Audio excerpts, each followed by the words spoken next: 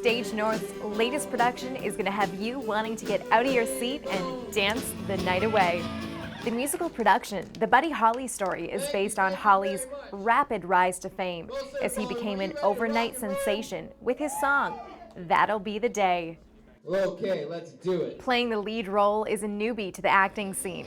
Mike Sowers is clearly comfortable in front of a microphone with a guitar in hand, but it was by chance that he landed the spot of the old-time rock and roller. A friend of mine told me I should try an audition because I was doing a show at Good Old Days there, actually. It was Dale. Yes. Yeah, and he was like, yeah, just come out and audition. So I was like, whatever, it'll be fun. So I did, and then like a month later I got a call back, came in and did some reading and sang a song, and then like a week later they were like, you're Buddy Holly. Okay, I'm gonna rob as much of your life as I can. Director Blair Scott knew instantly that Mike was the right guy for the play. His look and his singing, both of them just were spot on for me. We did have choices to make, but pretty much right from when I first seen him and heard him sing and he had the ability. It was pretty much a given. The big thing for Mike when we first cast him, that was his thing. I've never acted before, and I said, don't worry about the acting. You worry about the singing, I'll get you to act. One of the things that people, I think people, when they do get into theater, is they think they have to act. We're acting right now, you and I. We're having a conversation, and that's no different than being on stage. So when you're on stage, I mean, my goal is to make you look as natural as possible. To prepare for the role, Mike studied Holly and learned that he was an inspiration to many big names like Bob Dylan, the Rolling Stones, Eric Clapton, Elton John, and Holly's band, the Crickets, even inspired the name for the Beatles. You know, actually probably the most eye-opening moment was I was watching on YouTube some old interviews that he did.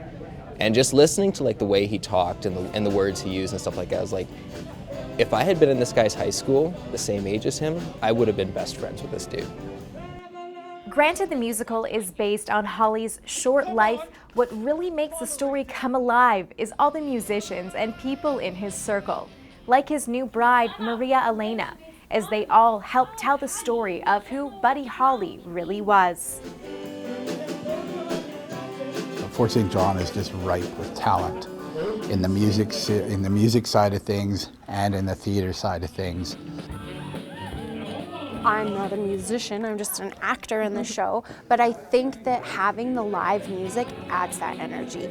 Even just our regular acting rehearsals, once they get up there with their music, or even when Buddy just has his guitar during a scene, it just adds so much more. It adds so much more complexity and depth because it's all going to be live music. The late, great Buddy Holly, who died today in a tragic plane crash which has shocked the nation. To learn more about Buddy's incredible mark that he left on the music world and his untimely death, come out to the Cultural Center on either of the last 2 weekends in October for a stellar local performance. You know what? If you like music, any kind of music, you're gonna like this play. If you like to laugh, you're gonna like this play too. It has a lot of funny stuff.